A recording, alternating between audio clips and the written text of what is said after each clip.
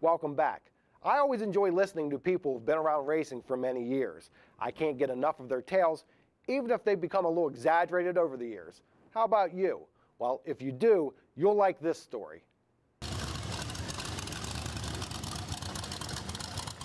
Even though Port Royal's program was rained out Saturday night, the sound of racing engines could still be heard. To be more specific, the roar from race cars of days gone by. On display were restored vintage racing machines, many of which were from Bud Garvey's collection. Well, I started collecting cars or rebuilding some of my old race cars back in the early 80s and things back in those days. And I just started off with one or two, and the next thing you know, I've got probably all total, I've probably got about 35 cars. I don't have them all restored right at the present time, but I'm working on them, and if I live long enough, I'll probably get them done. And I tell everybody, I said, if I would live long enough to get them all done and die the next day, my life would be complete. You know, I would be satisfied with that. While fans can marvel at machines from days gone by, it also allows the old-time drivers a chance to reminisce about their glory years.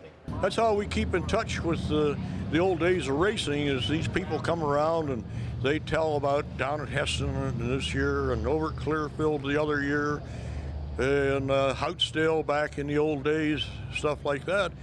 And we take all those stories and try to remember them, and when somebody else comes along, why, we fill them in on, you know, what we heard from those people.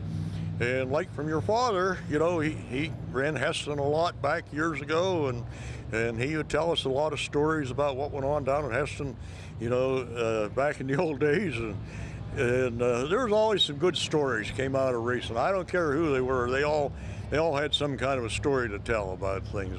Thanks to Bud Garvey, I think it's the greatest thing that's ever happened. I just think it's great.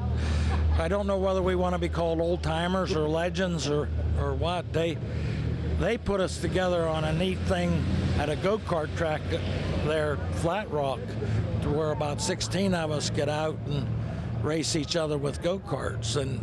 And the oldest guy, which is Clayt Houston, at 75, and the youngest one is 62, and that's Faye Lemadou. And when we get out on the track go-karting and the green drops, you'd swear every one of us was 15.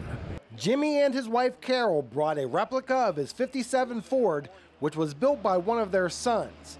In his heyday, he drove at tracks such as Port Royal.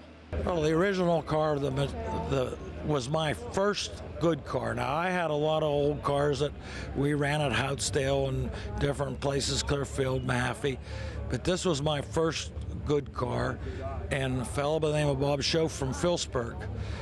He was still going to college. He was learning to be a mechanical engineer, so we both learned together on him building it. My car was one of the first cars that had weight jacks on it, thanks to him, and he just did a super job on it. We won a lot of races thanks to Bob. One of those in attendance was Eddie McCardle. He and his brother brought auto racing to Port Royal. I'm telling you, when we first came here, this was a horse track, and my brother and I, we raced here. And I got to tell you this, we told the Port Royal Fairgrounds if we tore down any fence, we'd put it back. Well, the first race, we tore down, I don't know, but after we put it back, we only had $12 left.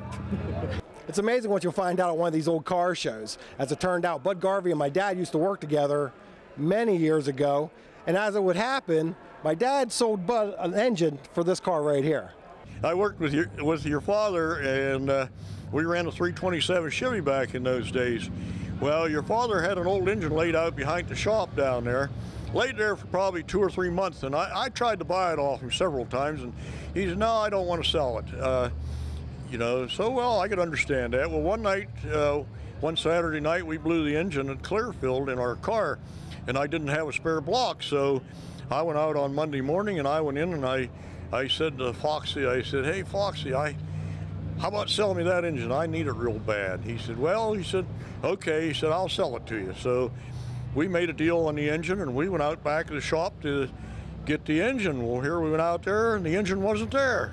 And we got trying to figure out. I said, Foxy, I didn't come and steal that engine, although I needed it over the weekend, but I didn't steal it and everything. And he said, well, I understand that. So we got looking around, and a fellow told us that he walked to work, and he walked out through the woods there, and he said, you know, he said, I seen an engine laying out here in pieces out here behind the shop. So we went down there, and here, sure enough, somebody had stole that engine. They tore it all apart and carried it down there by the railroad tracks, and apparently they were going to come back and get it. Well, they didn't.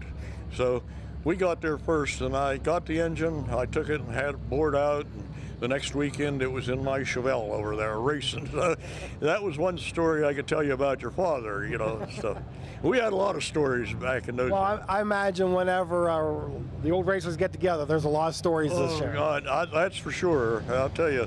And they get stretched a little bit every once in a while, but that's part of racing, you know, really. So. One restored car that gets a great deal of attention is the number 32 late model of Jim Nave. It took a few years before Bud could purchase the car. I called Jim and told him that I got the car from the guy.